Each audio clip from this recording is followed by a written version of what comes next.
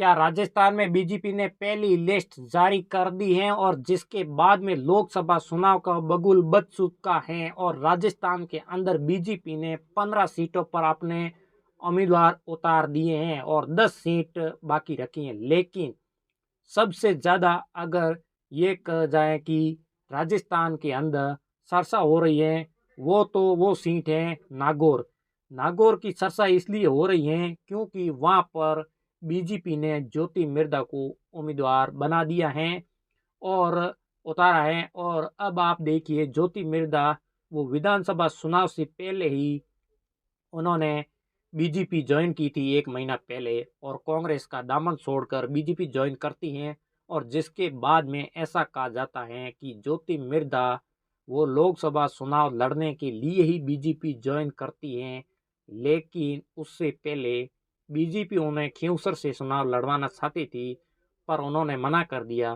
फिर बीजेपी ने उन्हें विधानसभा चुनाव के अंदर नागौर से मैदान में उतारा देती है और विधानसभा चुनाव के अंदर ज्योति मिर्धा हार जाती हैं हरेंद्र मिर्धा के सामने। लेकिन जब लोकसभा चुनाव की बारी आ जाती है एक बार फिर से बीजेपी ने ज्योति मिर्धा पर भरोसा जताया है और ज्योति मिर्धा की टिकट फाइनल होने के बाद में तमाम तरीके से कयास लगाया जाता है और आखिरकार उस सीट पर हनुमान बेनीवाल क्या करेंगे, क्योंकि वर्तमान के अंदर हनुमान बेनीवाल वहाँ से सांसद है और हनुमान बेनीवाल 2019 के अंदर बीजेपी के साथ में गठबंधन करते हैं और वहाँ से लोकसभा चुनाव लड़ते हैं और ज्योति मिर्धा के सामने और वहाँ से 80,000 वोटों से ज्योति मिर्धा को चुनाव हरा देते हैं। जबकि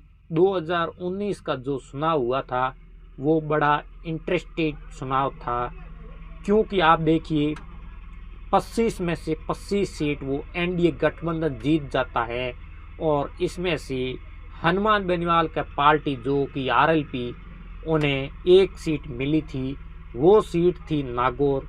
वहीं से हनुमान बेनीवाल वो चुनाव जीते थे और उस समय हनुमान बेनीवाल को 6,50,000 प्लस वोट मिले थे और यानी 50% प्लस वोट मिले थे और ज्योति मिर्धा को अब तकरीबन 4,58,000 के आसपास वोट मिले थे, तकरीबन 35% प्लस वोट मिले थे। मतलब 12-13% के मार्जिन से हनुमान बेनीवाल वो चुनाव जीते थे। और उसके बाद में हनुमान बेनीवाल ने एनडीए के साथ में कृषि कानून बिल आता है और उसका लगातार विरोध होता है और उसके बाद में हनुमान बेनीवाल ने एनडीए का साथ छोड़ दिया था। और उसके बाद में जब विधानसभा चुनाव की बारी आई तो 2023 में हनुमान बेनीवाल ने किसी के साथ में बीजेपी या फिर कांग्रेस के साथ में गठबंधन नहीं किया। उन्होंने चंद्रशेखर आज़ाद से गठबंधन किया और वहां पर हनुमान बेनीवाल की पार्टी को करारी हार तो हुई। सिर्फ 3 पहले विधानसभा सीट थी, लेकिन एक सीट ही बचा पाई, वो थी नागौर के जो हनुमान खुद जीते थे। लेकिन अब इस बात को लेकर चर्चा है कि हनुमान बेनीवाल को कुछ बयान आया है, वो भी वायरल हो रहे हैं। कहा जा रहा है कि अंदर खाने हनुमान बेनीवाल चाहते हैं कि अगर ज्योति मिर्धा को ये चुनाव हराना है तो कांग्रेस के साथ में गठबंधन करना पड़ेगा। और इस बात को लेकर दिल्ली से लेकर जयपुर तक लगातार चर्चा है कि हनुमान बेनीवाल की पार्टी है वो इंडिया गठबंधन में शामिल हो सकती हैं।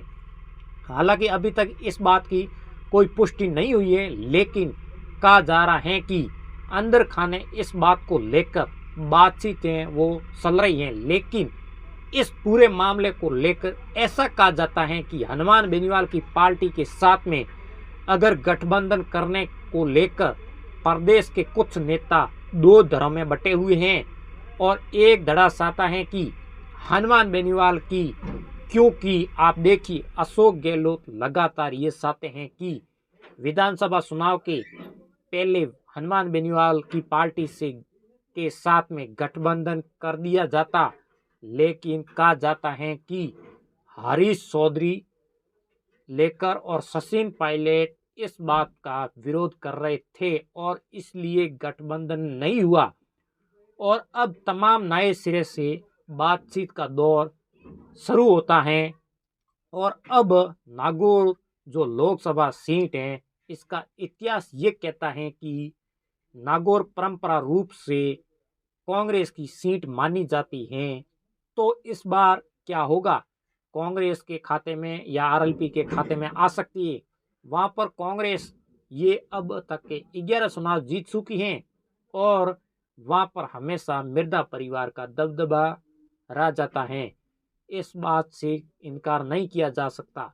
लेकिन 2009 के अंदर ज्योति मिर्जा वो अपना भाग्य आजमाती है और कांग्रेस से उस वक्त यूपीए की सरकार थी और यूपीए 2 चुनाव लड़ रहे थे। और उस समय जब 2009 में चुनाव ज्योति मिर्जा ने लड़ा था, उस समय गहलोत की राजस्थान के अंदर सरकार थी और 2009 के अंदर मिर्जा ने आप पहला ही चुनाव जो जीता था लोकसभा का तकरीबन 1.5 लाख वोटों से जीता था। उस समय ज्योति मिर्जा को 50% प्लस वोट मिले थे और 3,33,000 के आसपास वोट मिले थे। वही बिंदु चौधरी को मिले थे 1,78,000, यानी जो मार्जिन था 25% के आसपास ही था। और उसके बाद में जब 2014 के अंदर ज्योति मिर्जा एक बार फिर से मैदान में उतरी और कांग्रेस के उस वक्त आप देखिए कि 14 के अंदर मोदी जबरदस्त तरीके से लहर थी, लेकिन वहाँ पर ज्योति मिर्जा के लिए उस समय हनुमान बेनीवाल वो विधायक थे और खींवसर से, और उन्होंने निर्दलीय ताल ठोक दिया और उसी कारण से ऐसा माना जाता है कि ज्योति मिर्जा वो 2014 का चुनाव है वो हार जाती है और CR चौधरी हैं वो वहाँ से चुनाव जीतते हैं मैं 75,000 वोटों से। उस वक्त हनुमान बेनीवाल हैं वो अकेले ही निर्दलीय चुनाव लड़ते हैं और 1 लाख के आसपास वोट लाते हैं और उसी के कारण ऐसा माना जाता है कि ज्योति मिर्जा को उस समय चुनाव के अंदर हार का सामना करना पड़ा। उस समय आप देखिए जो CR चौधरी हैं उन्हें 4,14,000 के आसपास वोट आते हैं, यानी 42% के आसपास वोट आते हैं और ज्योति मिर्जा को 37% के आसपास वोट आते हैं। 75,000 वो चुनाव हार जाती हैं। और उसके बाद में 2019 के अंदर आप देखिए हनुमान बेनीवाल हैं वो बीजेपी के साथ में चले जाते हैं और ज्योति मिर्जा को करारी स्वीकृत कर देते हैं। लेकिन 2014 और 2024 के अंदर परिस्थितियाँ हैं वो पूरी तरीके से उलटफेर हो जाती हैं। अब ज्योति मिर्जा हैं वो एक बार फिर से हनुमान बेनीवाल को खुले तौर पर चैलेंज दे रही है और जिससे ही टिकट फाइनल हुआ। उसके बाद में ज्योति मिर्जा ने जो मीडिया के सामने अंदर जो बयान दिया और वो खुले तौर पर हनुमान बेनीवाल को चुनौती दे डाली है। ज्योति मिर्जा ने बीजेपी के हेडक्वार्टर में मीडिया से बातचीत करते हुए कहा है कि अगर वो उनके सामने चुनाव लड़ते हैं तो उनको स्वागत है और साथ ही उन्होंने कहा है कि खोटा सिक्का एक बार ही चलता है, बार बार नहीं चलता है।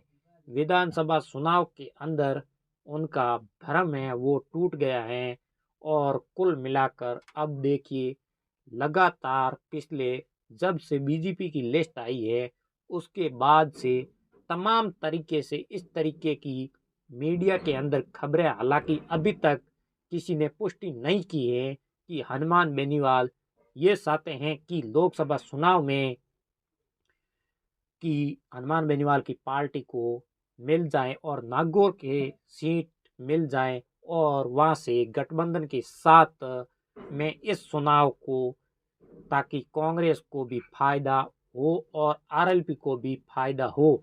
अब इस बात को लेकर भी कयास लगाया जा रहा है कि अगर गठबंधन हो जाता है तो चुनाव कौन लड़ेगा। चुनाव क्या हनुमान बेनीवाल लड़ेंगे? चुनाव लड़ेंगे जो कि वर्तमान के अंदर विधायक हैं, या फिर उनकी पत्नी कानिका बेनीवाल चुनाव लड़ेगी, या फिर उनके भाई नारायण बेनीवाल चुनाव लड़ेंगे जो पूर्व विधायक खिंवसर से हैं। और बता दें कि 2019 के अंदर उपचुनाव के अंदर जीते थे नारायण बेनीवाल और चुनाव लड़ेंगे। तो कुल मिलाकर आप देखिए सबसे ज़्यादा इंटरेस्टिंग और रोचक चुनाव वो नागौर का है। और कुछ 1-2 दिनों के अंदर पूरी तस्वीर साफ होगी, क्योंकि देखिए कांग्रेस है जो वहाँ पर कांग्रेस से आप देखिए 3 प्रत्याशी हैं जो लगातार 2 प्रत्याशी लगातार अपनी दावेदारी पेश कर रहे हैं, जिसके अंदर महेंद्र चौधरी, चेतन राम डूडी और उसके साथी में जो मजबूत दावेदार माने जाते हैं, जो कि राजनीतिक जानकार मानते हैं, वो है मुकेश भाकर। वो अगर लड़ते हैं तो ज्योति मिर्धा को कड़ी टक्कर दे सकते हैं। और बताया जा रहा है निर्मल चौधरी ने हाल ही में कांग्रेस ज्वाइन की थी और मुकेश भाकर और सचिन पायलट के समर्थक माने जाते हैं, और निर्मल चौधरी हैं वो सचिन पायलट के समर्थक माने जाते हैं, और रामनिवास गौड़िया हैं वो भी सचिन पायलट समर्थक माने जाते हैं।